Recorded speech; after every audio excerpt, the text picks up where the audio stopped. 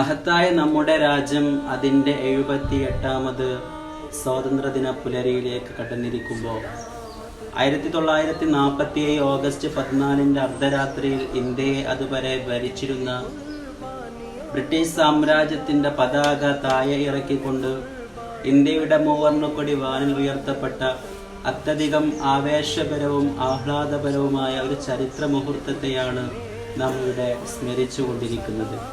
7 പതിറ്റാണ്ട് കാലം പിന്നിട്ട രാഷ്ട്രം എല്ലാ രാജ്യങ്ങളെക്കാളും ഉജ്ജ്വലമായ മതേതര ഭാവത്തോടുകൂടെയും മതേതര ബോധത്തോടുകൂടെയും മുന്നോട്ടു പോകുന്നു എന്ന അഭിമാനം നിലനിൽക്കുമ്പോഴാണ് ഓരോ ഭാരതീയനും ഇന്ത്യ സ്വാതന്ത്ര്യത്തെ യക്ഷീകരിക്കാൻ കഴിയുകയുള്ളൂ.